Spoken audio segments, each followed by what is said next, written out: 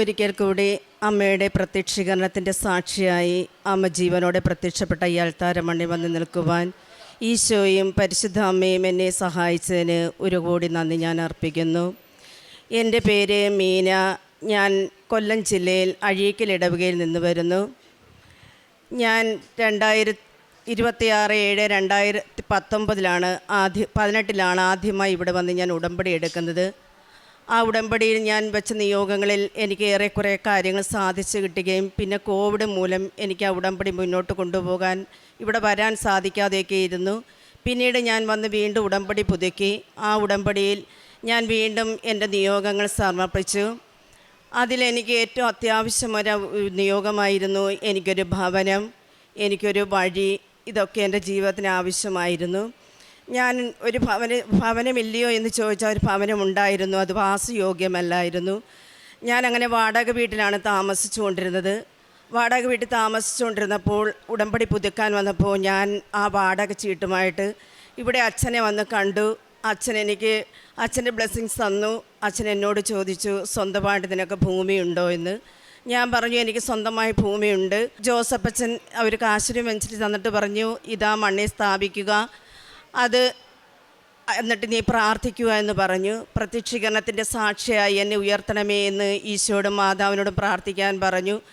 ഞാൻ പ്രാർത്ഥിച്ചുകൊണ്ടിരുന്നു. അത്ഭുതമെന്ന് പറയട്ടെ, എൻ്റെ ഭവനത്തിൻ്റെ പണി ആരംഭിച്ച് 9 മാസം പൂർത്തിയാകുന്നതിന് മുമ്പ് ഞാൻ ആഗ്രഹിക്കുന്നതിൽ കൂടുതൽ നല്ലൊരു ഭവനം എൻ്റെ ഈശോയും പരിശുദ്ധ അമ്മയും തന്ന് എന്നെ സഹായിച്ചു. ആ ഭവനത്തിൽ ഞാൻ ഇവിടുന്ന് കൊണ്ടുപോയ നേർച്ച വസ്തുക്കളാണ് ഉപ്പ്, ഇവിടുത്തെ മണ്ണ്, ഇവിടുത്തെ കാശുരൂപം, ഇവിടുത്തെ ഉടമ്പടി തൈലം. ഇതൊക്കെ തന്നെയാണ് എൻ്റെ ഭവനത്തിൽ ഞാൻ ആരംഭം മുതൽ അവസാനം വരെ ഉപയോഗിച്ചുകൊണ്ടിരുന്നത്. അമ്മ എനിക്ക് ഒരുപാട് അനുഗ്രഹങ്ങൾ തന്നു. ഒരു ലാഗും വരാതെ എനിക്ക് ആ ഭവനം ഞാൻ ആഗ്രഹിക്കുന്ന രീതിയിലേക്കാൾ ഉപരിയായി ഒരു കടഭാരം പോലും തരാതെ എനിക്ക് ആ ഭവനം പൂർത്തീകരിക്കുവാൻ സാധിച്ചു. എനിക്ക് 2 മക്കളാണ്. എനിക്ക് എൻ്റെ ജീവിത പങ്കാളി നഷ്ടപ്പെട്ടിട്ട് 8 വർഷമായി. എങ്കിലും ഞാൻ എൻ്റെ പരിശുദ്ധ അമ്മയിലും ഈശോയിലും ആശ്രയിച്ചു കൊണ്ടാണ് എൻ്റെ ജീവിതത്തെ മുന്നോട്ട് നയിക്കുന്നത്. ഈ ഉടമ്പടിയില്ലാതെ ഞാൻ രണ്ടാമത് വെച്ചിരുന്നത് ഒരു വഴിയാണ്. ഞാൻ അവിടെ വസ്തു മേടിക്കുന്നതിന് മുമ്പേ ആ ഭൂമി വഴിയില്ലാത്തൊരു വസ്തുവായിരുന്നു. എങ്കിലും ഞങ്ങൾ അറിഞ്ഞില്ല, അത് വാങ്ങിച്ചു. ഏറെ ഒരു 50 വർഷത്തിൽ കൂടുതലായി കാണും അവിടെ വഴിയില്ലാതായിട്ട്. പുരയിടക്കാരനാണെങ്കിൽ ആ വസ്തുവിൽ കൂടെയാണ് നമ്മൾ നടക്കുകയും നമ്മുടെ എല്ലാ കാര്യങ്ങളും ചെയ്യുകയൊക്കെ ചെയ്യുമെങ്കിലും സ്വന്തമായിട്ട് ഒരു വഴിയില്ല. ഒരു ലോണിന് വേണ്ടി ചെന്നാൽ പോലും നമുക്ക് അതവർ സാധ്യമാക്കി തരത്തില്ല. കാരണം ആദ്യം ചോദിക്കുന്നത് വസ്തുവിലേക്ക് വഴിയുണ്ടോ എന്നാണ്. എന്നാൽ വഴിയില്ലാതായി. ഞാനത് ഉടമ്പടി നിയോഗം വെച്ചിരുന്നു. ആ ഉടമ്പടി നിയോഗത്തിൽ ഞാൻ പ്രാർത്ഥിച്ചു. എൻ്റെ വീട് പണി തുടങ്ങുന്നതിന് മുമ്പ് ഞാൻ ആ വഴിക്ക് വേണ്ടി പ്രാർത്ഥിച്ചു. എൻ്റെ അടുത്ത വീട്ടിലെ ഒരു സഹോദരൻ, ഒരു അക്രൈസ്തവ സഹോദരനാണ്. ആ മകൻ എന്നോട് ഇങ്ങോട്ട് വന്ന് പറഞ്ഞു, അവൻ എനിക്ക് 1/2 സെൻറ്റ് വസ്തു വഴിയായിട്ട് തന്നു. സുഖമായിട്ടൊരു ഓട്ടോ ഓടി വരാനും എനിക്കൊരു വയ്യാഴിക വന്നാലും ഒരു ഓട്ടോ വിളിച്ചാൽ എൻ്റെ വാതൊക്കെ വന്ന് എനിക്ക് കയറിപ്പോകാനുള്ള സൗകര്യം പരിശുദ്ധ അമ്മയും ഈശോനാഥനും എനിക്ക് സാധിച്ചു തന്നു. പിന്നെ എൻ്റെ പ്രേക്ഷിത പ്രവർത്തനമെന്ന് പറയുന്നത്, ഞാനിവിടെ വന്ന് എല്ലാ മാസവും ഞാനിവിടെ വരും. ഞാൻ വന്ന് പത്രം വാങ്ങിക്കും. അത് ആശുപത്രികളിലും ഭവനങ്ങളിലും എനിക്ക് കിട്ടിയ നന്മകളെ വിവരിച്ചുകൊണ്ട് ഞാനത് ആ പത്രം വിതരണം ചെയ്യും.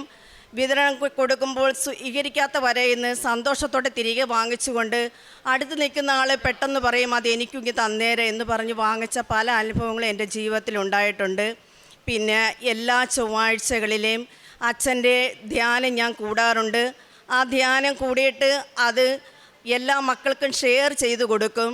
അതുപോലെ സാക്ഷ്യങ്ങൾ കേൾക്കാറുണ്ട്. ഒരു സാക്ഷ്യം കേൾക്കുമ്പോൾ ഈ സാക്ഷ്യം ആ മകൾക്ക് ഇത് അയച്ചു കൊടുത്താൽ അവൾക്കത് പ്രയോജനപ്പെടും എന്ന് മനസ്സിലാക്കി, ഒരു കുഞ്ഞുങ്ങളില്ലാത്ത അമ്മയാണെങ്കിൽ മക്കളെ ലഭിക്കുന്ന സാക്ഷ്യവും, ഒരു വീടില്ലാത്തവരാണെങ്കിൽ ഭവനം കിട്ടുന്ന സാക്ഷ്യവും, ജപ്തി മറ്റതുപോലുള്ള നടപടികൾ സ്വീകരിക്കുന്നവർക്ക് അതുപോലുള്ള സാക്ഷ്യങ്ങളൊക്കെ ഞാൻ ഷെയർ ചെയ്യാറുണ്ട്. ഡെയിലി ബെഡ് കാണാറുണ്ട്.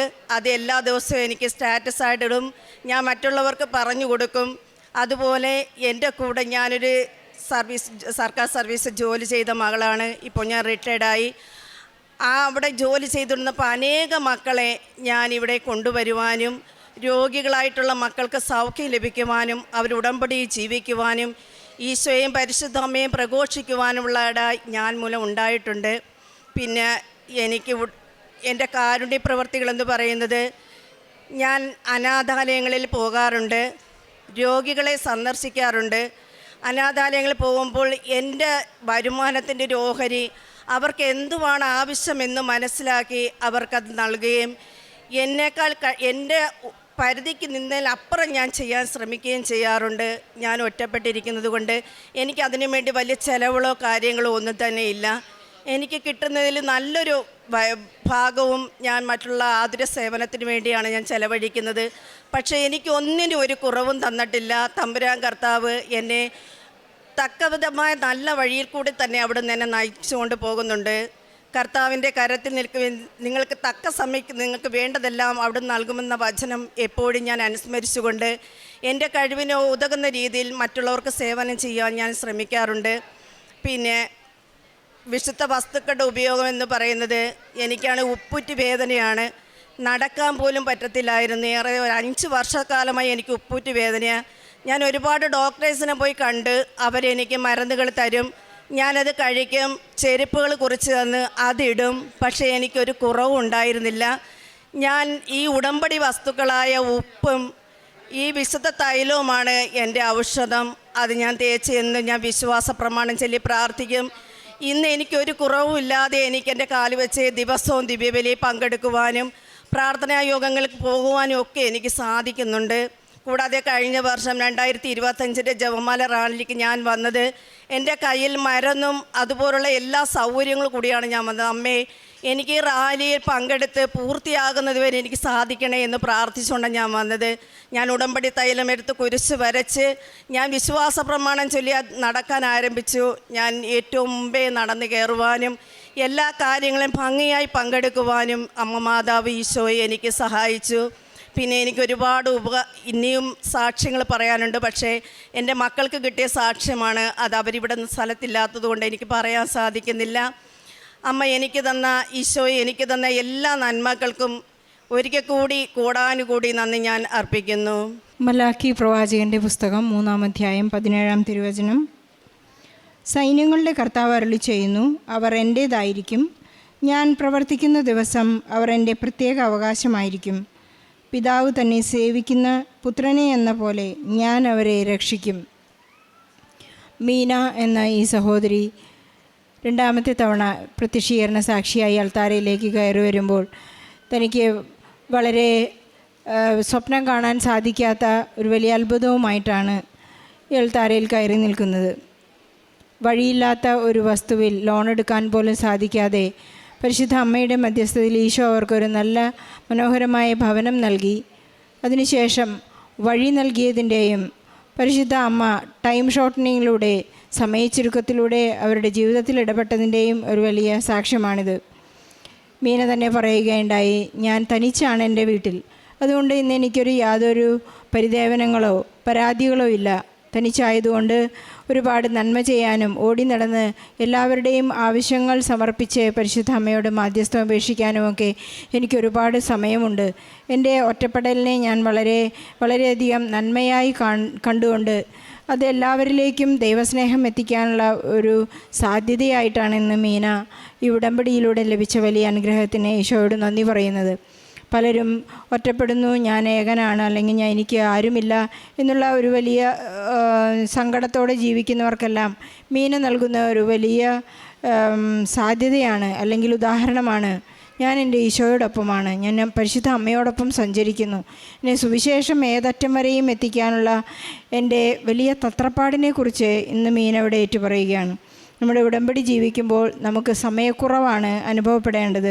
കാരണം ചെയ്തു തീർക്കാനായി ഒരുപാടുണ്ട്. ഈശോയെ അറിയിക്കാൻ എനിക്ക് സമയം പോരാ എന്നുള്ള ഒരു നിലപാടിലേക്ക് എത്തുന്നവരാണ് യഥാർത്ഥത്തിൽ ഉടമ്പടി ജീവിക്കുന്നതെന്ന് നമുക്ക് മനസ്സിലാക്കാൻ സാധിക്കും.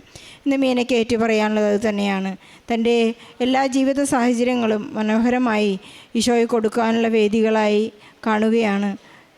മീനയ്ക്ക് ലഭിച്ച എല്ലാ അനുഗ്രഹങ്ങൾക്കും, പ്രത്യേകിച്ച് വീട് എന്ന സ്വപ്നത്തിനും വീടിനൊരു വഴി നൽകുക എന്ന സ്വപ്നത്തിനും ഈശോ സാക്ഷാത്കരിച്ചതിനെ ഓർത്ത് നന്ദി പറഞ്ഞുകൊണ്ട് വീടും വഴിയുമില്ലാത്ത എല്ലാ മക്കളെയും, വസ്തുക്കളില്ലാത്ത മക്കളെയെല്ലാം ഈ സാക്ഷ്യത്തോട് ചേർത്ത് വെച്ച് ഈശോയ്ക്കും പരിശുദ്ധ അമ്മയ്ക്കും നല്ല ഒരു കയ്യടി നൽകി സാക്ഷ്യം നമുക്ക് സമർപ്പിക്കാം. അത്യപൂർവ ദൈവാനുഭവങ്ങൾ ഇനി നിങ്ങൾക്കും സ്വന്തം.